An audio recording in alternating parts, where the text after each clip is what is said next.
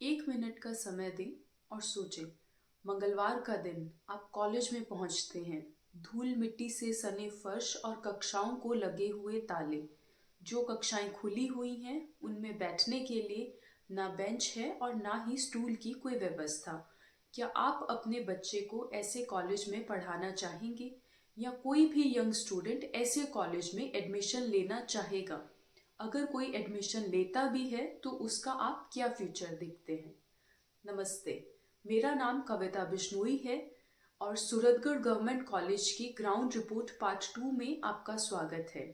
Suratgarh government college की part 1 report में हमने कॉलेज में गर्ल्स टॉयलेट के हालातों पर चर्चा की थी।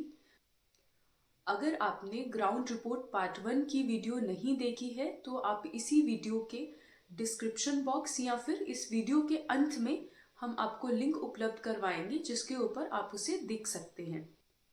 पार्ट 2 की रिपोर्ट में हम कॉलेज की एकेडमिक और खेल व्यवस्था के हालातों पर चर्चा करेंगे।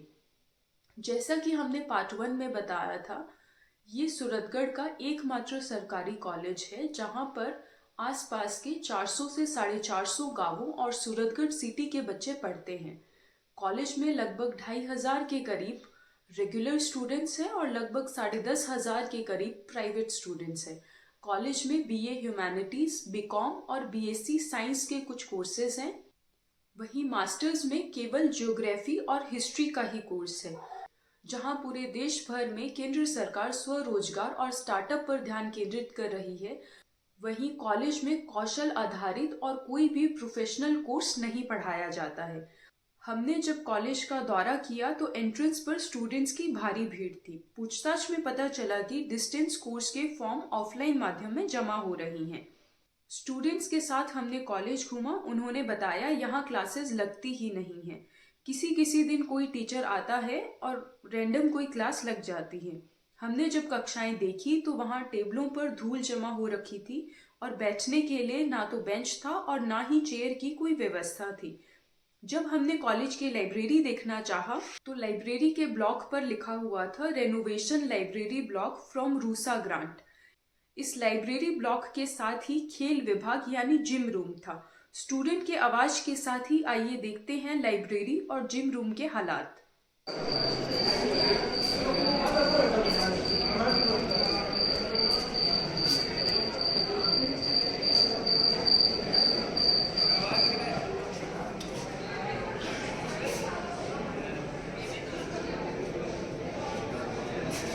ये हमारा जिम रूम है। एक ताला लग रहा है।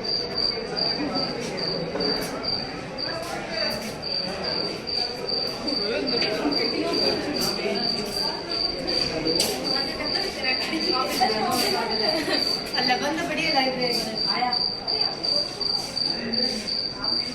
इसके बाद में हमने कंप्यूटर लैब का दौरा किया जहां पर लैब की टाइमिंग सुबह 10 बजे से लेकर शाम 6 बजे तक की लिखी हुई थी, लेकिन लैब में एक भी कंप्यूटर नहीं था। स्टूडेंट्स को भी कंप्यूटर के बारे में कोई खास जानकारी नहीं थी। 3-4 स्टूडेंट्स में से एक ने कहा शायद यहाँ 1-2 कंप्यूटर होते हैं लेकिन पिछले हफ्ते चुनाव थे इसलिए शायद हटा दिए गए हैं। स्टूडेंट्स के इस जवाब और कॉलेज के हालातों पर कई सवाल खड़े होते हैं।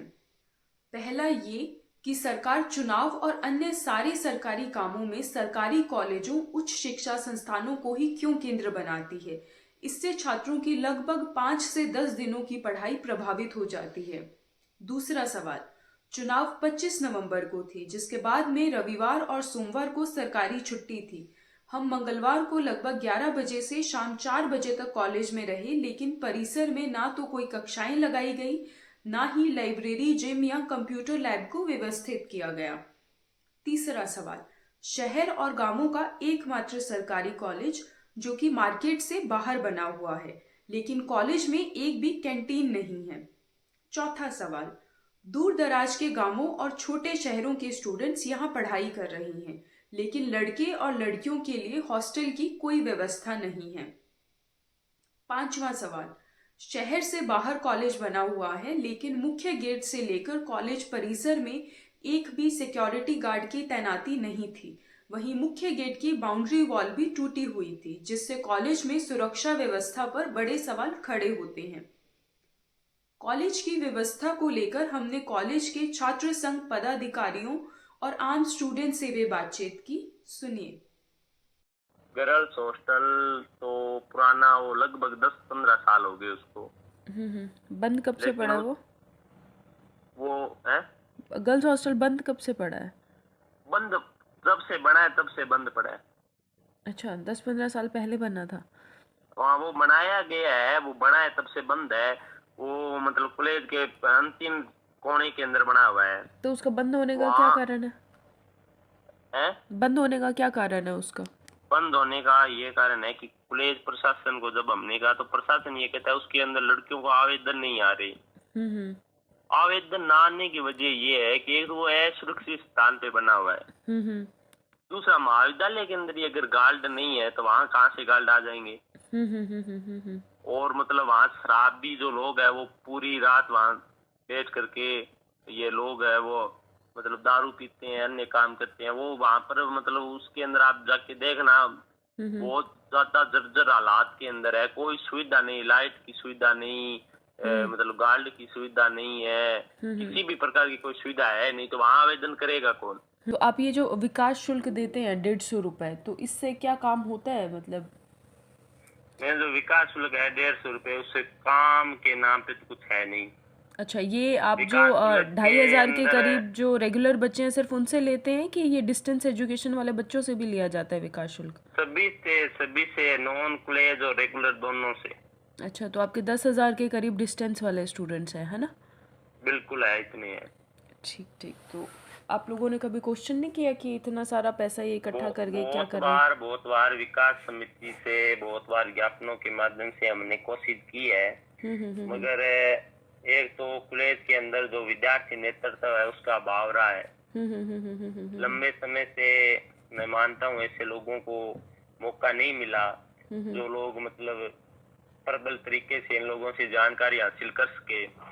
या जो जैसे छात्र संघ के जो पदाधिकारी है वो विकास समिति के सदस्य होते हैं मीटिंग के। अच्छा।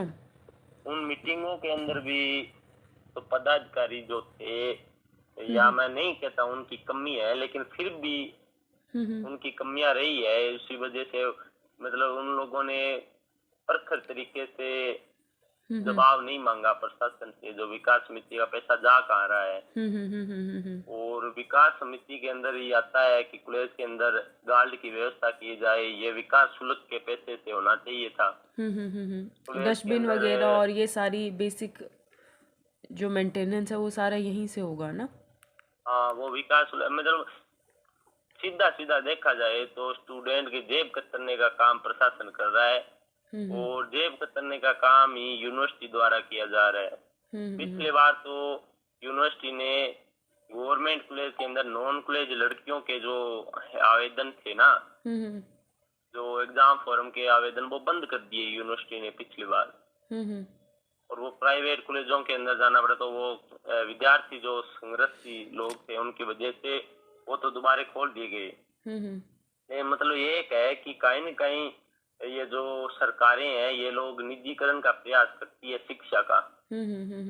और जितना ज्यादा शिक्षा का निजीकरण होगा उतना ही ज्यादा जो प्राइवेट जो लोग हैं जिन्होंने अपनी दुकानें खोल रखी है शिक्षा के नाम पे, बहुत ज्यादा चलेगी। और आज सुविधा के अभाव के अंदर कहीं न कहीं बच्चों को तो जो निजी संस्थान है वहां जाना पड़ता है। और आपको अच्छी तरह मालूम है जो किसान के जो किसान मजदूर गरीब जो लोग हैं उनके बच्चे गवर्नमेंट संस्थाओं की ओर देखते हैं, बाकी तो लोग निजी संस्थाओं में जाते हैं, बड़ी बड़ी संस्थाओं में। लेकिन जो उन लोगों से मतलब गरीब लोगों से इतना ज्यादा ये पैसा ऐंठने का काम करते हैं, सुविधा कुछ करते हैं नहीं। पढ़ाई के लिए हमारे कॉलेज के अंदर एक तो व्यवस्थित तरीके से कोई क्लास लगती नहीं होगी शायद, लेकिन अभी के लिए तो ये है कि समाजशास्त्र जो सब्जेक्ट है वो कॉलेज के अंदर एक तो विद्यार्थियों को उसके अंदर कोई टीचर की व्यवस्था नहीं थी। अब भी उसके अंदर कोई टीचर की व्यवस्था हो पाई है, 1,000 रुपये उसके अलग से लिए जा रहे हैं। और पिछली बार तो 1,000 रुपये ले लिए स्टूडेंट से, उसके अंदर मतलब किताब ही नहीं थी बच्चों को पढ़ने के लिए। लाइब्रेरी के अंदर इन्होंने व्यवस्था की, 1,000 रुपये की रसीद काट दी बिना मतलब ही।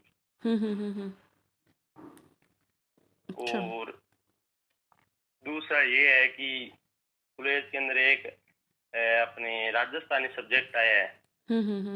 राजस्थानी विषय की भी किताबें नहीं है लाइब्रेरी के अंदर, थोड़ी मात्रा में ही है, और टीचर की कोई व्यवस्था नहीं है राजस्थानी के अंदर। अच्छा। तो वहाँ जो राजस्थानी के 30-35 जो सीटें हैं बच्चों की, वो लोग तो राजस्थानी या तो मतलब एक तरीके से उनके साथ धोखा ही किया जा रहा है। पेपर के समय उनके लिए कोई व्यवस्था होगी तो उसका क्या कोई असर तो है नहीं, है ना। लाइब्रेरी में किताबों की यही व्यवस्था है कि उसके अंदर एक तो बच्चों को मतलब जो जैसे 3 विषय हैं बीए के अंदर, तीनों सब्जेक्टों के अंदर 2 किताब प्रत्येक सब्जेक्ट की होती है। तो उनको मतलब 2 या 4 ही किताब मिल पाती है। पूर्णतः जैसे सेमेस्टर शुरू होता है उसके हिसाब से उनको जो है किताबें नहीं दी जाती। अच्छा। और तो अगर जैसे हम सत्र शुरू हुआ तो शुरू होने के बाद में उनको, मेरा ख्याल है उनको 6 जो उनकी किताबें हैं, 6 किताब 3 सब्जेक्टों में वो इकट्ठी दी जानी चाहिए ताकि वो लोग अपनी तैयारी अच्छे से कर सके। और राजस्थानी की किताब है नहीं, ना समाजशास्त्र की है, मुख्य समस्या यही है। अच्छा, और अगर हम उसको छोड़ दें कि आपके सिलेबस की किताबें, तो उसके अलावा आपकी लाइब्रेरी में कोई लिटरेचर है, लिटरेचर की कोई किताबें हैं या कोई दूसरे सब्जेक्ट्स की और किताबें हैं, जैसे साइंस की या जो दूसरे बाकी आर्ट्स के जो दूसरे सब्जेक्ट्स हैं उनकी अलग अलग मैडम ये है ऑथर्स की किताब कोई? सब्जेक्ट की भी पूरी नहीं हो रही है कॉलेज से, तो मेरे को लगता नहीं कोई अन्य कोई किताबें होंगी, मतलब कोई जनरल नॉलेज संबंधित। बाकी होगी तो बहुत कम मात्रा में है। यही है जो तो रीडिंग मतलब वगैरह इस की कॉलेज कोई का व्यवस्था है जीर्णोद्धार कॉलेज नहीं में? हुआ। लाइब्रेरी में रीडिंग वगैरह की कोई व्यवस्था रहती है? ये सबसे बड़ा मुख्य पॉइंट है, रीडिंग जो होती है उसके अंदर, लाइब्रेरी के अंदर इन लोगों को सुविधा करनी चाहिए, लेकिन अभी के लिए तो कोई सुविधा है नहीं रीडिंग की। अच्छा। कॉमन रूम बना हुआ है लड़कियों के लिए, इसके अलावा कुछ नहीं है अलग। अच्छा। हाँ, वो कॉमन रूम भी मैं देख रही थी, वहाँ पे भी आपके कोई वो टेबल चेयर या कुछ मेज और वो कुछ है नहीं लगे हुए? नहीं, कॉमन रूम की तो बहुत हालात खराब है, वहाँ तो है ही नहीं कुछ, मतलब खाली ये पड़ा है था कि वो वो कमरा? ऐसे कमरा उन्होंने बना रखा है कॉमन रूम के नाम पे, एक रूम दे रखा है, उसके अंदर कोई सुविधा नहीं है, जो मतलब मूलभूत जो सुविधा होनी चाहिए वो नहीं है वहाँ। एक मैं आपका देख रही थी, आपके कंप्यूटर रूम में भी कोई कंप्यूटर नहीं था? वो मैम ये है कॉलेज के अंदर कुछ भी नहीं है ना, ऐसी कोई चीज नहीं जिससे विद्यार्थी जो है वो अपना अच्छा अध्ययन कर ले या मजबूती के साथ पढ़ के आगे बढ़े, नहीं ऐसा कुछ सिस्टम है नहीं यहाँ पर। मतलब पूरी जैसे देखा 6 विधानसभा का सबसे बड़ा कॉलेज ये है अपना। इसके अंदर ये लूनकरसर विधानसभा जो सूरतगढ़ से है, बीकानेर जिले के अंदर, लूनकरसर विधानसभा के लगभग गांव है, जैसे समेता हो गया, महाजन है, जो अन्य जो गांव है बहुत सारे, उनके बच्चे यहाँ पढ़ने आते हैं। और इधर जो है पीलीबंगा शहर के वार्डों में से जो है बच्चे वो यहाँ पढ़ने के लिए आते हैं। अन्य जो विधानसभा है, नवाबगढ़ हुई, रायसन नगर, यहाँ से भी स्टूडेंट आते हैं यहाँ पर पढ़ने के लिए, तो उनके लिए इतना कुछ खास प्रबंध है नहीं। अच्छा। और दूसरा अगर हम बात करें आपके कॉलेज में सफाई का, तो ना कोई एक भी डस्टबिन नहीं है, और आपके गार्डन वार्डन भी बस वो नाम के पार्क है, वहाँ पे ना घास है ना सफाई का फूल मैडम ये पौधे। है कि कॉलेज के अंदर आज के समय में सबसे बड़ी अगर कोई समस्या है तो वो सफाई की समस्या है। हमारे कॉलेज के अंदर सफाई तो कभी होती नहीं है, कभी कभार कोई हो जाती है, बाकी तो कचरा मतलब बहुत ज्यादा कचरा फैला रहता है पूरी कॉलेज के अंदर। और जो ये पानी पीने के लिए जो प्याऊ बना हुआ है ना, बाहर प्याऊ है वो कॉलेज के अगली साइड, उसके अंदर इतनी ज्यादा गंदगी और कमोदरी जमी हुई है, आप उसको देखना अंदर से जा करके, और बहुत उसकी कभी सफाई। आपका कौन सा कोर्स है? BA second year. BA second year, right. कौन कौन से सब्जेक्ट्स हैं आपके पास? History, geography, जेनोलॉजी। और जेनोलॉजी। जर्नोलॉजी कौन सा सब्जेक्ट होता है? जेनोलॉजी होता है। जियोलॉजी? हाँ, जियोलॉजी होगा ना? हाँ जियोलॉजी। ठीक है। तो आप अभी क्लासेस वगैरह लगती हैं आपकी? नहीं, अभी तो नहीं लग रही फिलहाल तो। अच्छा, वैसे मैंने देखा तो सुबह भी नहीं लग रही थी। नहीं नहीं, अटेंडेंस का क्या सीन होता है, मतलब कोई सीन होता है कि नहीं? अटेंडेंस लगती है जब क्लास लगती है तब। अच्छा, तो जब क्लास लगती नहीं है डेली तो यहाँ पे कम ही क्लास लगती है मेरे ख्याल हाँ, से। कम ही लगती है। तो आपकी अटेंडेंस हो जाती है पूरी? नहीं कुछ कंपलसरी अटेंडेंस है यहाँ पे, ऐसा कुछ क्राइटेरिया है? नहीं, जिम वगैरह भी है अंदर कॉलेज के अंदर। तो जिम वगैरह तो आपकी बंद रहती है, हाँ, बंद रहती है। तो आप लोग कैसे उसको यूज़ करते हो?